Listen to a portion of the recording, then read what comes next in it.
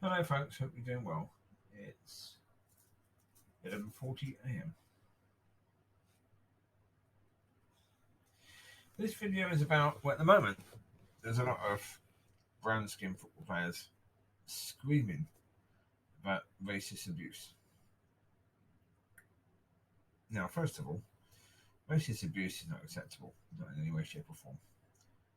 Secondly, let's be clear on something. Every single football player gets abuse.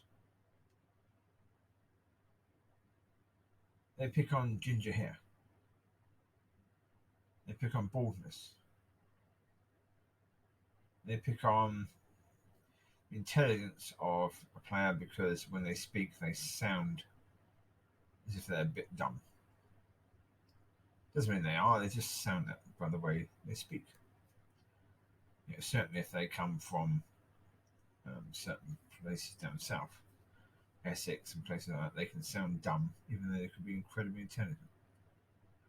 Listen, for example, Wayne Rooney, he doesn't come from that area. I think he comes from Everton area, so from Liverpool. But when he speaks, he comes across as, his brain isn't even switched on at all. Harry Kane, exactly the same. So they get abuse because of that.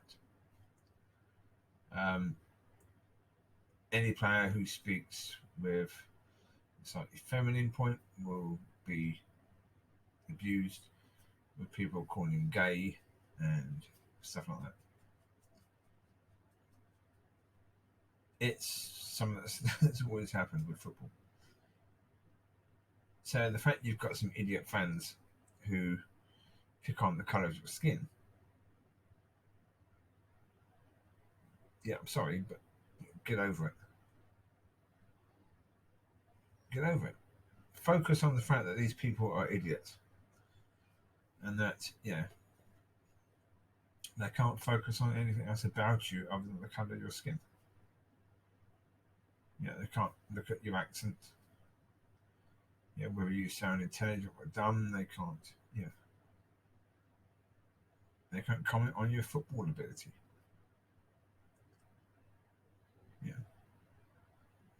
They're not giving a good review about you as a football player, because they can't do that. So they focus on your skin colour, which is lazy.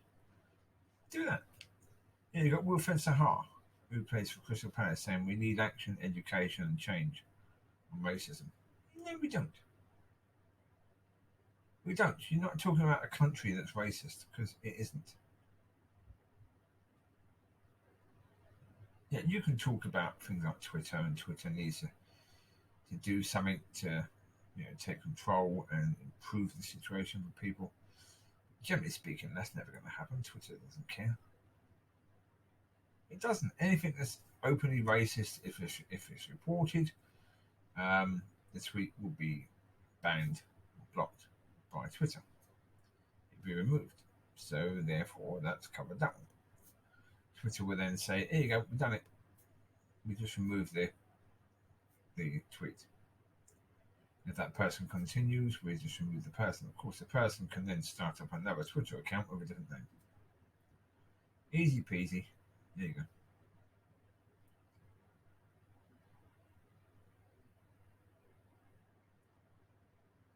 Speak about these people as to who they really are. They're lazy morons. The racists. They're too lazy to critique you in any other way. So speak about them in that way. But no. Sheffield United striker McGoldrick says 2020 and this is life. Yeah, you're a football player. Do you want to be noticed? Go and be a bricklayer. You are a football player. You want to be paid to enjoy sport, to go and play kicky about football. You want to be paid, mega thousands per week to do that. Wilfred Zaha is probably on, I don't know, £70,000 a week. Goldrick may be on a bit less. He's playing for Sheffield United, which is not a rich club. So he may be on 50,000 a month to kick a football around. That's it, right? But you want all these adoring fans. The problem is when you get adoring fans, you're going to get a few morons as well. If you don't want the morons, then stop putting yourself out there. So there's people on YouTube, right? They go on YouTube and they get criticised. They get even racist people having a go at them or sexist people having a go at them. If you don't want the attention, then stop doing the videos. Simple. But you can't ever go about the bad attention when you so much love the good attention. That's life, good and bad. You're going to get the good and bad. You get so much great attention from football fans in general who look at you and judge you on your footballing ability. So if you're a pretty poor player, then you probably don't get a lot of good feedback because most of it is about you being a poor player. If you're a half decent player, then people will like you. Yeah, Wilfred Zaha, for example, he's loved at Crystal Palace, loved by the fans. So you may get the occasional idiot. But if you're going to focus on that and not focus on those who are great, those who love you, then what are you doing?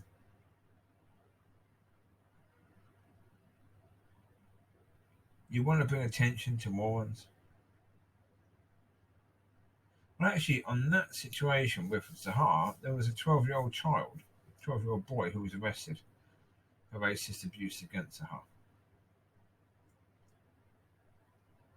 So, yeah, I mean, the parents, what are you doing? Yeah.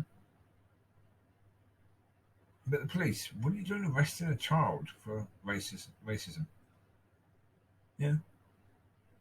He says something. What happened to, sticks and stones will break my bones, but, words can't hurt me. Really? There are people now acting as if words are like sticks and stones and breaking their bones. Oh, you said a nasty thing. Oh, you broke my leg. Oh, with that nasty word. Oh, you broke my leg. I can't walk now. Get the police. Get the police.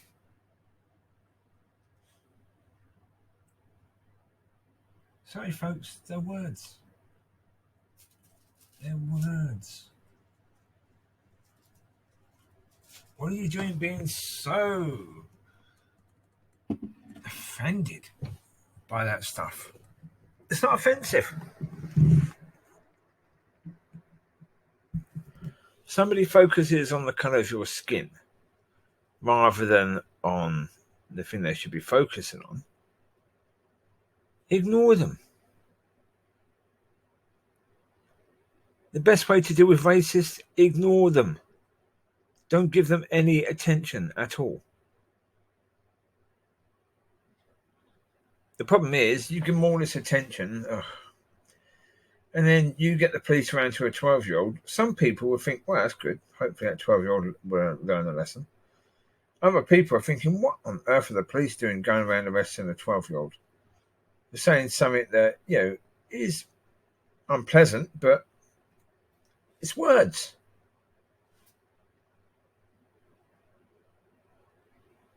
No, I think both. I think hopefully a child will learn from that. But I think people have got to actually get a bit more of a tougher skin. Seriously. 2020 and this is life. Mr. McGoldrick, yeah, this is life. You are a football player. You are putting yourself out there. You're on people's televisions week in, week out. Right? People are going to judge you. Some people are going to like you. Sheffield Wednesday fans are going to hate you because you play for Sheffield United. That's the reality. If you can't see that, and if you can't just say, okay, let's focus on the Sheffield United fans that love me, let's focus on that. Ignore the rest of it because they're either idiots or just idiots.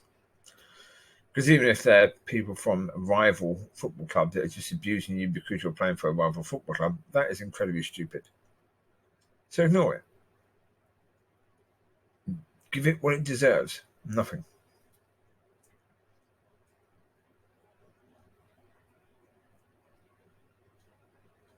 I mean, yeah, we have today the brother of a Tottenham player shot dead in France. That's far more important.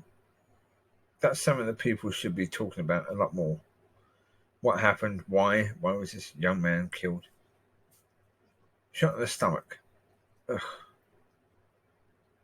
That's a bad way to die because you die slowly, apparently, with a shot in the stomach. And it's incredibly freaking painful. Yeah. So, yeah, not good. That should be what people should be talking about, not all this stuff, you know.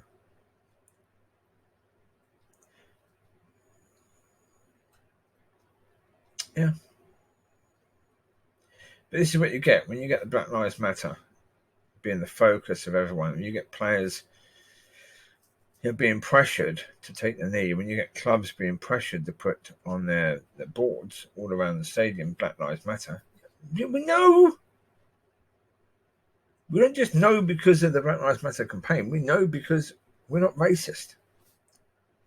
We understand that brown-skinned people are people with brown skin. Simple. We understand that. So we understand that the police shouldn't be abusing these people just because of the fact that they have a darker skin tone. And if that's happening, that's wrong. We know that. We don't need it being all around the football stadium and players wearing Black Lives Matter on their kit. We don't need that. Now, maybe in, okay. Where you have the American police play sports,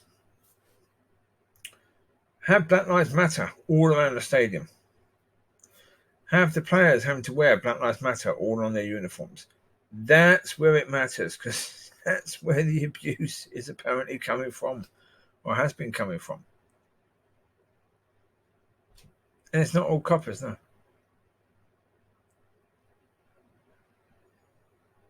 It's not all coppers that are doing this.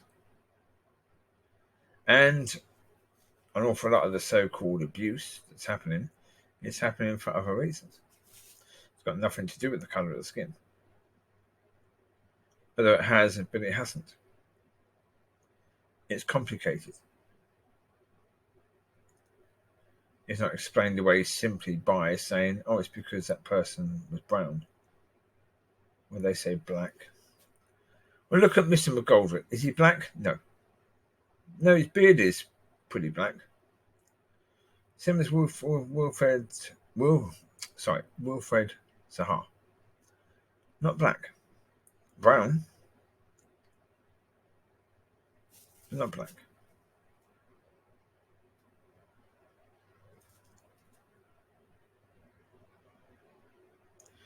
So, yeah. A mini rant on that stuff because it's, as I say,